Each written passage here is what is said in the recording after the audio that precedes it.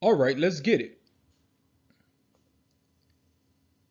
Today, I'm going to do a video about one of my guilty pleasures,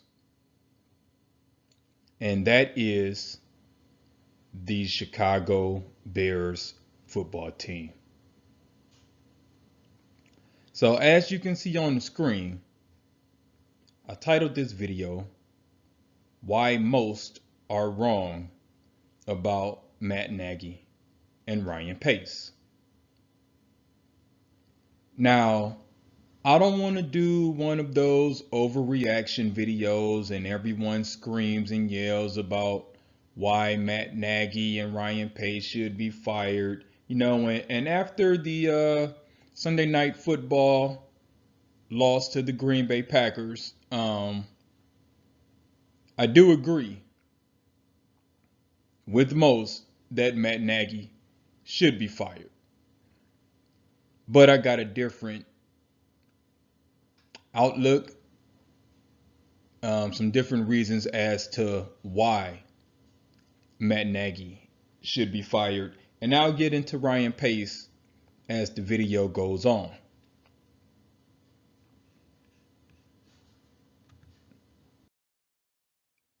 So, topics of discussion. I'm going to hit on Nagy's offensive acumen or lack thereof. I'm going to discuss Matt Nagy's leadership skills. And I'm also going to discuss Ryan Pace's draft record and free agent signings, which is going to shock some of you.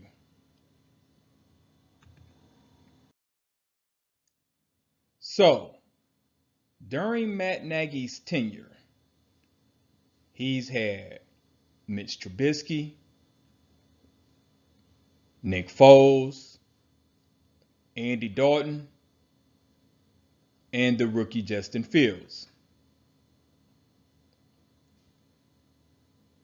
Now, Matt Nagy was hired under the premise that he was some type of offensive guru. He comes from the Andy Reid coaching tree, and he's supposed to be like this offensive genius, right? This offensive whiz kid. But here on the screen, you have four capable quarterbacks. And I'm not saying any of them are great. I think Justin Fields has potential to be great. But still, you have four capable quarterbacks. And each one of them has struggled under Matt Nagy's offense. So, that just leads me to believe that maybe your system is flawed. It's not the quarterbacks, Matt Nagy. It's you. Something in your play calling, something in your offensive design, something in your sets just doesn't work. And I mean, in my opinion, I think your offense is predictable. I I don't know. It just seems like everything is just really hard. Not to mention like the decision making. Sometimes you make like the weirdest call in the weirdest situations, but your offense just does not seem to flow smoothly, and it doesn't matter who's back there apparently.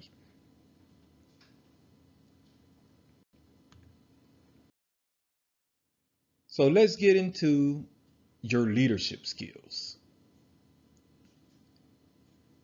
So the first picture here is when you told Mitch to shut the F up on live TV on Monday Night Football. And it was there on national TV. Everyone can read your lips as clear as day. And that's a young quarterback that you're trying to groom. And it just seems like, and I'm sure other coaches yell at players all the time. I mean, this is football. They are grown men, right? But you got a young quarterback that you're trying to develop. I don't think you should be embarrassing him on national television like that. And let's just be clear, Mitch was never your guy. You never liked Mitch, you never wanted Mitch, and you kind of in a roundabout way tried to blame Mitch for all of the offensive woes that the Chicago Bears have had. You tried to make Mitch your scapegoat. And it's just like you never have your players back in your pressers. You always go with the very vanilla answer.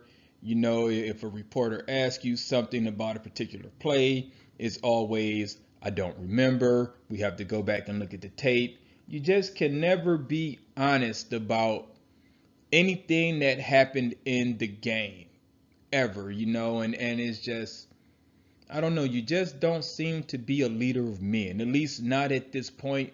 And I think the team recognizes it. And I kind of think that's why you don't get maximum effort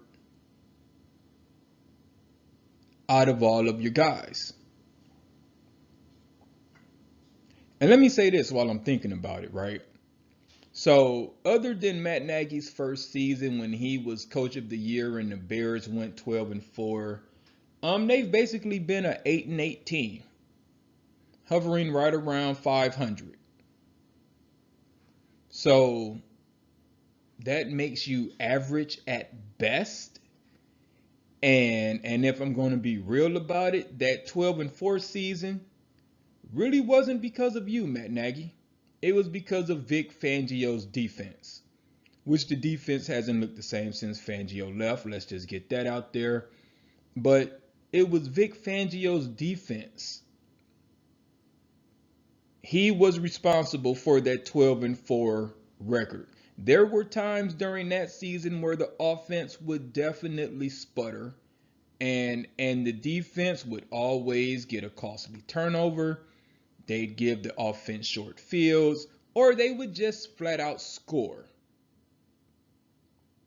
So that 12-4 season is really a product of Fangio's defense, not so much Matt Nagy's offense. That Coach of the Year award that you got, you should probably cut in half and send piece of it to Vic Fangio, because he was a big reason why, if not 60 to 70% of the reason why the Bears had that 12-4 record.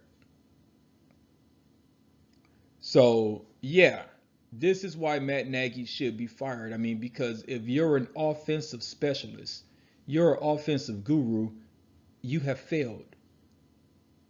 You have failed miserably. It would be different if the Bears were lighting up the scoreboard on offense and the defense just couldn't hold up. But that's not the case. I mean, and like I said, the defense hasn't been the same since Fangio left, but they play okay at times. I mean, don't get me wrong. I was not a fan of Chuck Pagano's defense. I thought they were very timid. They were not aggressive at all. They didn't play downhill. It was more or less just try and prevent teams from scoring. And you know what they say, all prevent defense does is prevent you from winning. And I'm not so much a fan of Sean Desai either. I think this defense at times this year have had glimpses. They've had moments where they've looked good, but they've also had a lot of moments where they look like there's confusion. I mean, blown coverages, missed assignments. The tackling is still shoddy at best. Yeah, it's just, and I know there's injuries this year, but like I said, is still case in point that the offense is ranked 30th in the league, and you're supposed to be an offensive guru, and you have talent on that side of the ball. Let's just be clear about that. You have talent on that side of the ball. Can't blame the offensive line. Yeah, they're not great, but as an offensive guru, you should be able to get the best out of them. You should be able to design plays where you go, okay, I know my offensive line can't protect for that long. Where are my quick hitting plays? You don't have any. It's just amazing to me on how many times on 3rd and 1 there's like a 40-yard bomb being thrown. And it's just like, what kind of play calling is that? And then you're arrogant and you're stubborn. And when the offense is moving the ball and it looks good, it's, oh yeah, everything goes through me. And then when the offense is sputtering, it's somebody else's fault. It's never your fault. So this is why I think Matt Nagy should be fired. If you're an offensive guru, your offense stinks, and you're not a leader of men.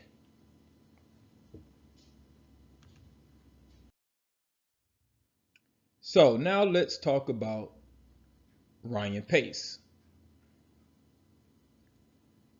Most people get on the internet and rant and rave and yell about Pace should also be fired. I beg to differ. I think Ryan Pace has done a decent job. I mean, he did bring in Matt Nagy, but no one bats 1,000. So let's go over some of the things Ryan Pace has done during his tenure, right? So first, let's look at something like his free agent signing trade deals. He brought in Allen Robinson, who is decent. I don't think he's great. I don't think he's a $20 million receiver, not by any stretch of the imagination. I don't even see him as a true number 1. Maybe in another offense he could be, but from what I've seen, I think he's maybe a number 2 receiver. I don't feel like Allen Robinson is a guy that when we need a big play, he can go out and get it. He's not a Devontae Adams. He's not a Tyler Lockett. He's not a DK Metcalf. He's not a Cooper Kupp. There's guys on certain teams where we need a big play. Everyone in the stadium knows who's getting the ball. Everyone in the stadium knows who's the quarterback going to look to first. Everyone watching on TV knows, and yet that receiver still comes up and makes a play. He's not on DeAndre Hopkins level. There are like so many receivers that are just, in my opinion, better than Allen Robinson. For him to be demanding $20 million or $20 million plus from the Bears, I think it's absurd. But all in all, I think he was a good pickup. And then we got Mac. And people can say what they want, people who don't know football, about Khalil Mack's overrated. Khalil Mack is one of the best defensive players in the NFL. Period. He is. When he gets healthy and you start watching and see how much Khalil Mack gets held and the referees swallow the whistle. He gets held on almost every play and he still makes plays. Khalil Mack is a beast. One of the better signings in probably Chicago Bears history, in my opinion.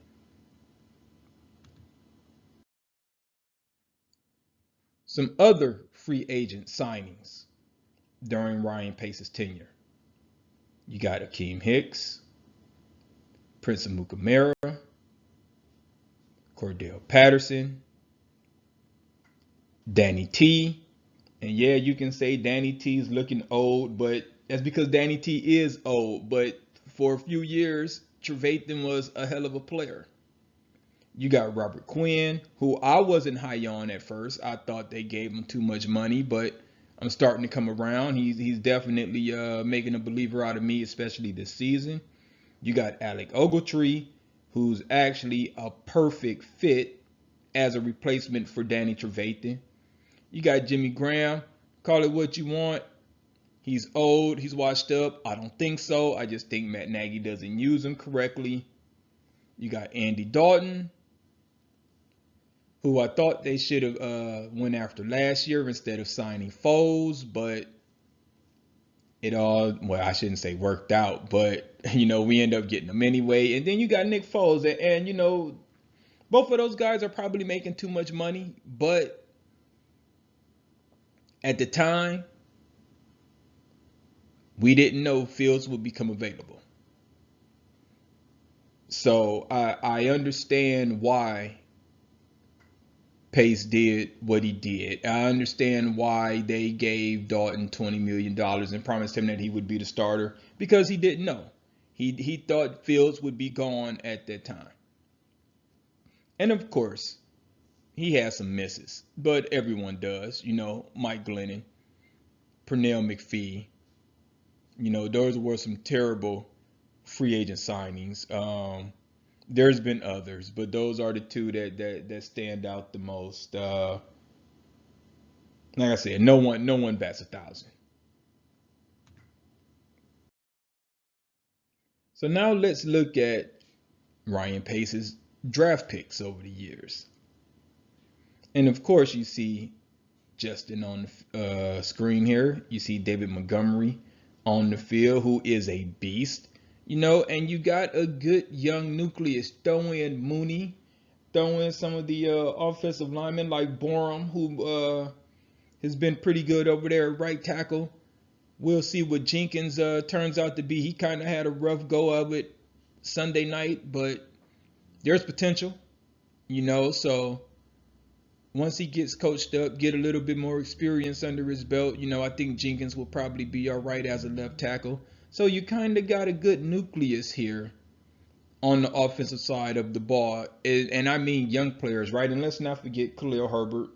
And maybe they should go after a receiver in this year's draft coming up, to go along with Mooney. But you got a good young nucleus here. So let's look at some other draft picks Ryan Pace has had. You got Mitch Trubisky, who is not as bad as people make him out to be. I've always felt like he was on that level with Carson Wentz. I felt like he was on the level with Jared Goff. I'm not saying Mitch was top tier, but I don't think it was terrible. I think Ryan Pace didn't coach, and I'm sorry, I think Matt Nagy didn't coach him up. I think he was put in a bad situation. And you can tell when the coach doesn't have confidence in you. It affects your play. It does. So you got Roquan Smith, who's a beast.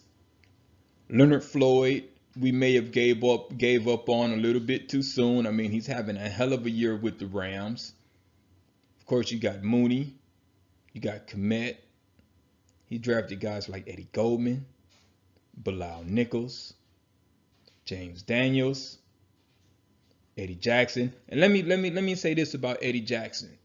When Fangio was there and Eddie Jackson came in, Eddie Jackson played all world.